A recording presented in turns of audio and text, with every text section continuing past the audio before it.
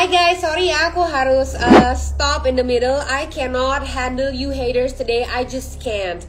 Can you guys please stop? Like literally stop bullying me.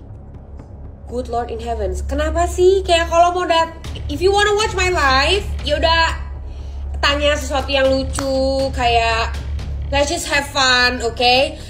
Kalau kalian nanya terus hal-hal itu aja, ask about my family, my relationship, this and that, yang memang sengaja banget pengen bully. Aduh guys, you guys need to stop. Get a life, back off.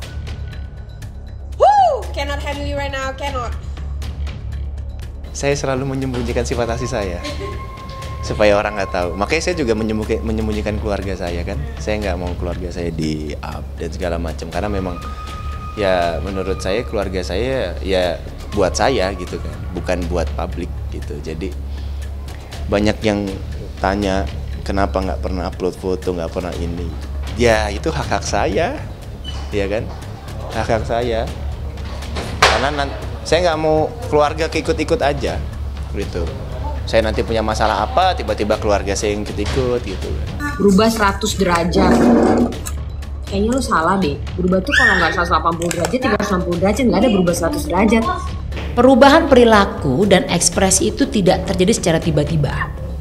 Jadi biasanya itu adalah titik puncak atau kumulasi gitu.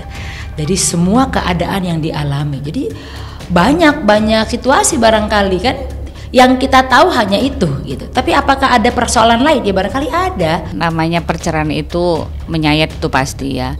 Ada luka batin tuh pasti. Cuman kan luka batin ini akan menjadikan mental block atau terkena mental itu ada tolak ukurnya nih, ada indikatornya. Satu di mana jadi gini, dari kejadian itu, dari divorce itu dia ini secara SDM makin bermutu atau makin turun mutunya kan gitu. Benar nggak? Jadi kalau memang dulu kok seperti ini, sekarang seperti ini, oke, berubah, tidak ada masalah.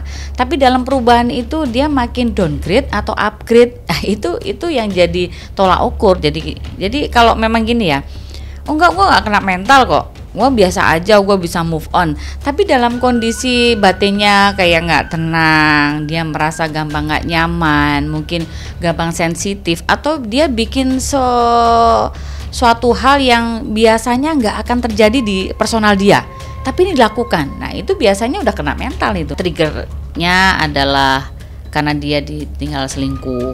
Ada yang memang secara vulgar dia ngomong secara saya nggak suka dengan pribadi kamu, kan macam-macam ya. Ada yang divorce itu kasusnya pengen punya momongan dalam hal ini ya. Jadi dampaknya juga akan macam-macam. Tapi bisa diambil ada indikator di situ ya. Contoh dalam hal ini kan masalah perselingkuhan ya, dia pengen show off, membuktikan bahwa aku juga bisa seperti itu gitu loh. Biasanya perilakunya akan mengarah ke hal yang seperti itu gitu loh. Berubah 100 derajat. Kayaknya lu salah deh. Berubah tuh kalau nggak 180 derajat, 360 derajat, nggak ada berubah 100 derajat. Dia juga bisa show off-nya mengarah ke situ nantinya. Kayak mengkomunikasikan di halayak umum bahwa gue juga seksi loh, kayak gitu ya, gue juga punya prestasi, aku juga centil, aku juga ya seperti itulah, macam itulah. Jadi sebenarnya dari triggernya beda-beda macam-macam.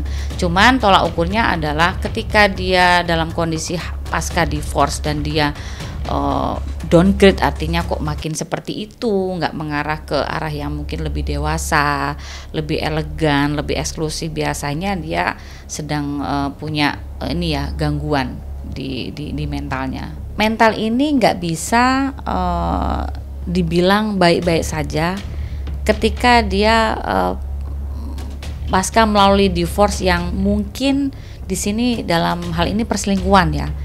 Ini sangat kena sekali. Satu, batinnya luka. Kedua, dia merasa nggak dihargai, nggak dipahami ya, merasa nggak dicintai dan akumulatif itu.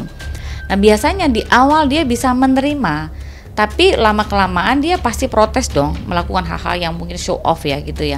Mungkin nggak waktu itu, Tapi karena dia masih bertahan dalam kondisi enggak gua harus bertahan, aku harus kuat, apalagi biasanya kalau punya momongan, punya anak itu akan bisa menerima dulu. Tapi namanya bom waktu gitu loh. Makanya saya menyarankan bahwa yuk kasus divorce ini harus dipahami bahwa ini case yang bukan sekarang, nanti akumulatif, memang betul itu. Jadi lama kelamaan ini akan menjadi kayak ranjau gitu loh. Ini akan menjadi momen dimana juga akan menyehatkan si mental masing-masing gitu. Saya bilang bahwa divorce itu baik-baik saja, itu maksudnya di sisi mentalnya gitu loh. Kalau divorce itu satunya nggak mau cerai, satunya merasa tersinggung bla bla bla, udah runyam biasanya sudah kena mental semuanya. Apalagi dalam hal ini kalau kasusnya perempuan yang satu sisi di mana dia itu ini kan perselingkuhannya tuh ini ya bukan lama ya, tapi pendek tapi menyayat gitu loh, kan beda-beda ya, triggernya ini macam-macam.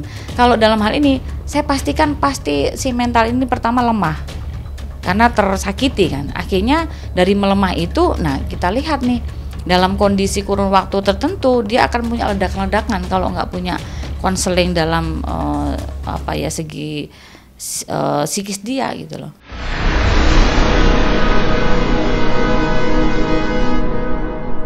Jadi jangan lupa untuk subscribe Cumi Cumi. Ditekan ya tombol lonceng merahnya.